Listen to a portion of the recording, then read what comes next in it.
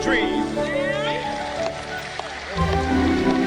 My four little children will one day live in a nation where they will not be judged by the color of their skin, but by the content of their character. I have a dream today.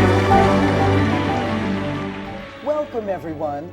And on behalf of Mayor Jerry L. Demings and the Dr. Martin Luther King Jr. Initiative, thank you for joining us today. I'm Monica May. And I'm Lisa Bachman. Monica and I have the pleasure of co-chairing the Orange County Dr. Martin Luther King Jr. Initiative.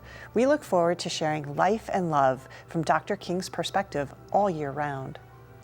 Like this weekly series we're about to wrap up, Wisdom Wednesday was a lunch and learn authored by co-member Russell Drake.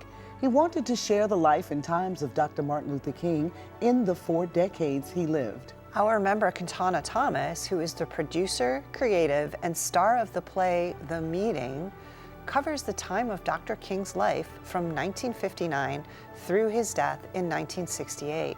Kantana Thomas was born in Tampa but grew up in Orlando. His first performance was at the age of 6. His work includes national and regional commercials for SeaWorld, Publix, Sunoco Gas, and Ace Hardware, to name a few. He has a host of stage acting credits and can be seen on television as well. Kantana takes us through the full swing of the civil rights era, including Selma, to the March on Washington, to assassinations, to meeting with President Kennedy, then President Johnson. He even covers his stance on equality in economics to his famous Been to the Mountaintop speech. By the time Kantana closes, you will have gone through 4 decades in the life and times of one of this world's greatest orators and leaders. At this time, I am proud to turn the program over to Dr. Earl Mowat, who will share some of Dr. King's words, and then we'll hear from Kantana Thomas. When we allow freedom ring, when we let it ring from every village and every hamlet, from every state and every city. Greetings, this is Dr. Earl Mowat, Vice President of Education at One Pulse Foundation. Throughout this Black History Month, we have been proudly presenting projections of Dr. Martin Luther King Jr. through all 4 decades of life. And we continue with the 4th and last decade, from 1959 to 1968. In December 1959, Dr. King announced his return to Atlanta, Georgia. He served as co-pastor of Ebenezer Baptist Church and president of the Southern Christian Leadership Conference. He and Coretta gave birth to Dexter in 1961 and Bernice in 1963, now a family of 4 children. In 1963, Dr. King was among the leaders organizing the March on Washington for Jobs and Freedom, delivering the I Have a Dream speech. He was awarded the Nobel Peace Prize in 1964. In 1965, the Southern Christian Leadership Conference teamed with the Student Nonviolent Coordinating Committee to organize Selma to Montgomery marches for voters' rights. Dr. King was arrested and jailed a total of 29 times in the cause of the civil rights. The movement was instrumental in influencing the Civil Rights Act of 1964, Voting Rights Act of 1965, and the Fair Housing Act of 1968. In 1967, Dr. King opposed the Vietnam War because it took resources away from social welfare at home, costing him significant support among allies. In 1968, King and the Southern Christian Leadership Conference organized the Poor People's Campaign to address issues of economic justice.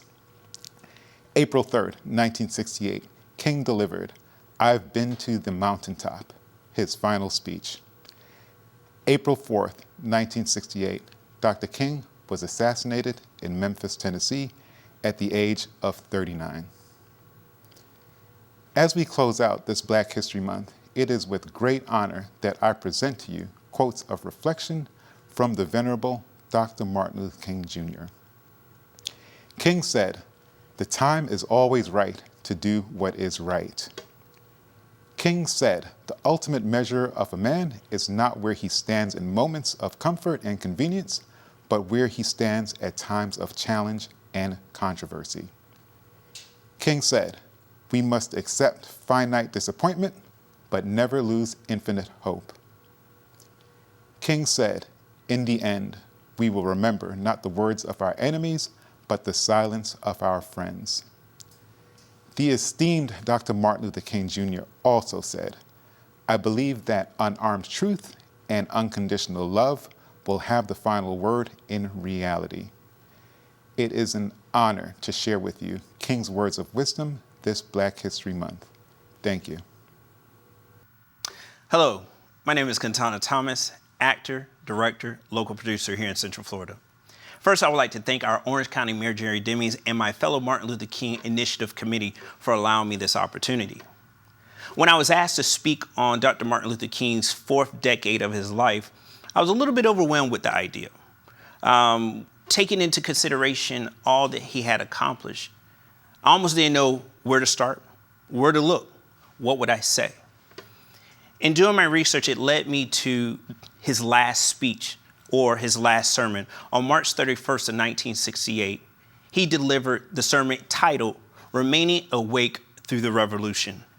Remaining awake through a great revolution.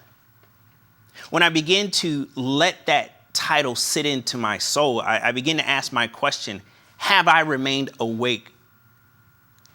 I would ask you, have you remained awake?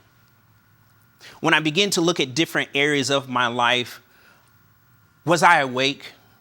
Was there an opportunity for me to be active, to be a voice, to be to my neighbor as I will be to myself?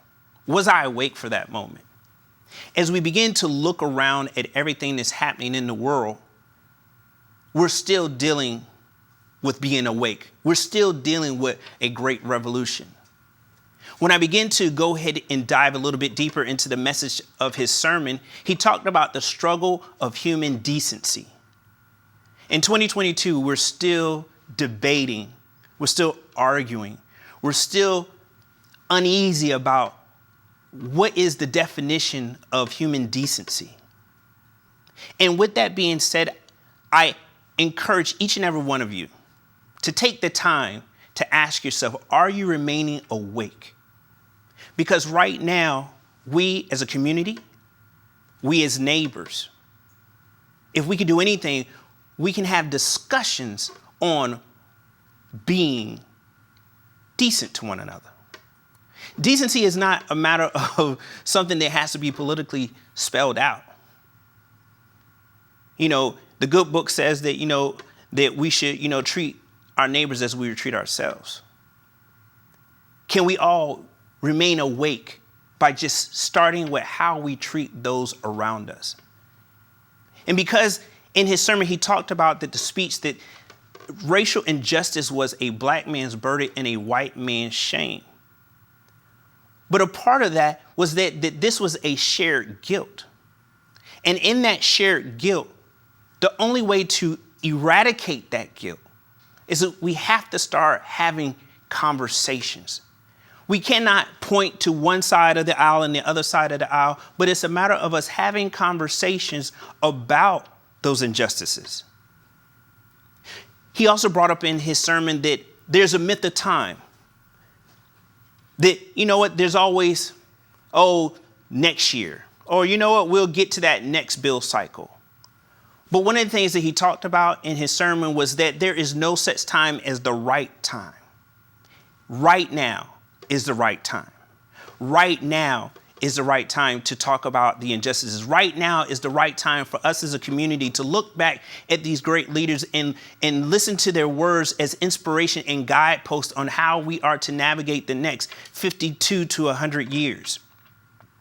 I believe going forward, we should not just look at the last decade of his life, but look at his entire life and be able to take out those nuggets and those truths and be able to see how can we remain awake and apply those in our own lives.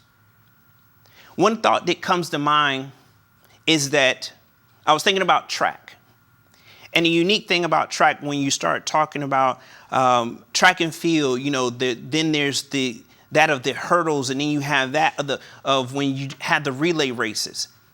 And in the relay race, there's that passing of the baton. And I think what is unique about that in relation to this moment is that there's still a baton that needs to be passed. Not just the passing of the baton to reflect on the life of Dr. Martin Luther King, but the passing of the baton of how we're going to move forward. The passing of the baton of how we're going to navigate the racial injustices that we're still experiencing in 2022. I believe that as we have taken the time to review his life and his legacy, I think we ought to take the time to ask ourselves, are we still awake for this great revolution? Once again, my name is Kentana Thomas, and thank you for your time. Wasn't that just a fabulous program? It sure was. Monica and I, along with Orange County Mayor Jerry L. Demings and the entire Orange County Dr. Martin Luther King Jr. Initiative team, hope you have enjoyed learning more about the life and legacy of Dr. Martin Luther King Jr. Or maybe this was just a refresher. Whatever you gathered, we're glad you had a chance to spend some time reflecting on Dr. Martin Luther King Jr.'s principles, and we hope you'll share this with your friends and family. Please check our website, ocfl.net/MLK, for more information on our upcoming events. Thank you again for joining us today. 'Cause I have a dream. My 4 little children will one day live in a nation where they will not be judged by the color of their skin, but by the content of their character.